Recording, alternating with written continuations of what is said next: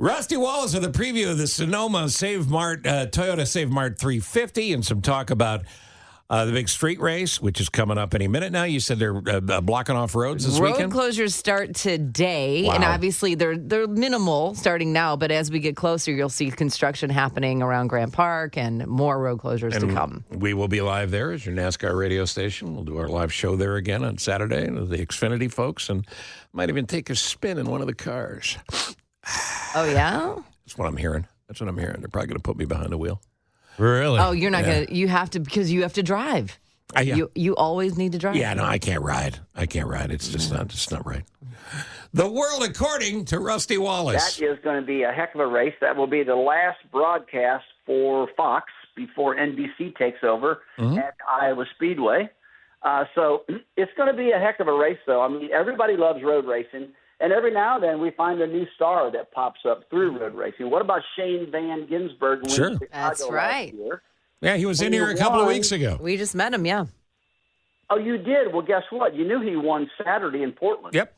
In Portland, he won the Xfinity race. I mean, that was a big, big win for him. And when I saw that, I went, well, if he's going to win again, it's probably going to be on another road course. And sure enough, he wins. He didn't win by a little bit. He dominated that race, I heard. And that was going on Saturday while I was traveling to St. Louis, and then I was able to announce the race yesterday in St. Louis. But, talk about superstars. That guy is incredible. And road races can create people like that we've never heard of before. You know what? So, but I'm a fan of the road racing. I love it, man. I won a bunch of road course races, and I like going out there on that particular track. Yeah, and in Chicago, the drivers loved it last year. Yeah, we had the monsoon of all monsoons and 9 inches of rain. That will not happen this year. I've deemed it to be so. It just can't. No, it won't. Yeah. But to put it to the most beautiful downtown, we put in a lake just for NASCAR, and the most beautiful downtown, and to be able to drive that course in Chicago looked fantastic on TV. We can't wait. We're not that far away. No, I mean, people are talking about it. I mean, still to this day, I mean, NASCAR got awards for that race that they put on in Chicago. And big ratings. Yeah, big ratings. Lots of new fans. Rating a year. Yep. Yeah, it was huge. It was fantastic. So obviously, just not you and I and all of us talking about how cool it was. It was cool, and NASCAR got rewarded for it. And so they're looking forward to it again. Just like you said, man, let's just keep our fingers crossed so we don't get that monsoon to rain again. Yeah, no, it's not going to happen. I've talked to. It just can't. I don't know if you know this, Rusty. I was the weatherman in the first Grumpy Old Men movie, and after you've done that part, which surprisingly the Academy did not give me an Oscar for. But after I've done that part, I'm a weather expert. There will not be 9 inches of rain. Okay, I'll go with that one. Yeah, trust me. Denny Hamlin's having a great year. You got Kyle Larson, Chase Elliott, Martin Truex Jr., William Byron, Tyler Reddick, Ty Gibbs, Christopher Bell, Keselowski, and Bowman. Those are your top of the top drivers. Who is bubbling just under you expect to make a run sooner than later? Ryan Blaney. I mean, here's a guy who won puts the gas in the championship car. last year. Yeah, if he put gas in the car. Won the championship last year and hasn't won this year yet. And so, I mean, he's not locked in the chase for the championship, but he looked like he had it done. It looks like he had such a big lead Sunday in St. Louis that, my gosh, you think he was going to be in victory lane. But that's the guy. I'm looking at him right now because he's got the speed. He knows what's going on, and they just got to go out there and close the deal right now. Good road racer, too, himself. I mean, he could run good up there in Chicago, but, this week they're out there in Sonoma, and maybe he'll get the victory out there, but he's running good, though. Well, Sonoma looks like a fun time. So talk about that track a little bit. It's just a little over 2.5 miles. Is it fun? Is it fast? It's very fun. It's got a lot of elevation to it. I mean, there's a lot of up and down and tight corners, and it's real picturesque and beautiful. And, you go to that racetrack, and I've won there, I think, 2 or 3 times. But there's so much to do out there in that area if you love wine like I do, know. You visit all these wineries. That's kind of fun to do. You always have good dinners out there with your sponsors and stuff like that. But once you get in the car and on the track, I mean, it takes a lot of power. It takes really good brakes. It takes I'm talking about stopping brakes for your car. Because there's so many corners. There's so much downshifting going on. There's a lot of stuff happening. And so, I mean, as a racer, I mean, it's a racer's track. I mean, people love going there. Yeah. I mean, I know I did. Talking about Rusty Wallace. This is a Rusty Wallace show. Rusty's going to do this with us weekly, and it's a big career move for Rusty. We're trying to help him out. I think it's a real solid move. But, Rusty, I love having you on. You know that. And let's wrap up this segment by you talking for just a second about the person in charge, ultimately in charge, of making sure I got enough gas in the car when I'm racing.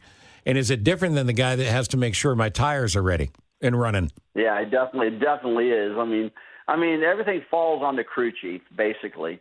And the crew chiefs and the engineers, there's two people. It's a crew chief. He's the big boss, you know. Then you got the engineers who are all the brainiacs that are on the computers, are calculating all this stuff. And then the crew chief's looking at the engineers going, do we have enough fuel? Are we good, you know? And if they say, well, we're close and maybe we can't make it, then the crew chief's got to make a decision whether we bring them back down and get some more fuel in that car, or we don't try to make it to the end, we go ahead and make a pit stop, or what. When it comes down to, okay, who's the one, it's probably the engineer, I would say, but the ultimate decision is the crew chief. All right, and the tires, crew chief's got to make the last call on that too, but who's your tire guy? Tire guy is a guy, now there's two different types of tire guys. There's tire guys that are out there, they're checking the air pressure in the tires, or measuring the tires, or looking at the code dates on the side of the tire when the tire was manufactured, because if it's an older tire, it's basically a little bit harder than the other tires because it sits there and hardens up as time goes on. So the tire guy is looking at everything about that tire. Now, the crew chief, again, he's going to be the guy who's going to say, okay, do we need to put 2 tires in this car on a pit stop, or should we go 4 on a pit stop to save time or get better grip, things like that. But the ultimate responsibility is the crew chief, but the tire guy has got to do his job and tell the crew chief everything about that tire. Yeah, so there is a big team that goes into every car, and every driver has to count on that team to make sure that car is running hot and ready. And that's how you get to the front. That's not you win 55 times. You got to be special. But that big I'm team. You what, I've done so many speeches now, and a lot of times when I talk about teamwork, and I said I'll tell you the number one thing about teamwork is that there is no I in a team. Right. Just about the time you're patting yourself in the back and you're pointing to this other guy like he doesn't know as much as I do and all that crap, I will promise you, no matter what profession you're in, you're going to lose. So there is no I in a team. That's right. And that's what one big team is, all sort of one big fluid motion. It all works together perfectly, like you're reading each other's minds and you know exactly what needs to happen. Choreography there, right? It's like that is winning. It's like a redneck ballet. That's what it is.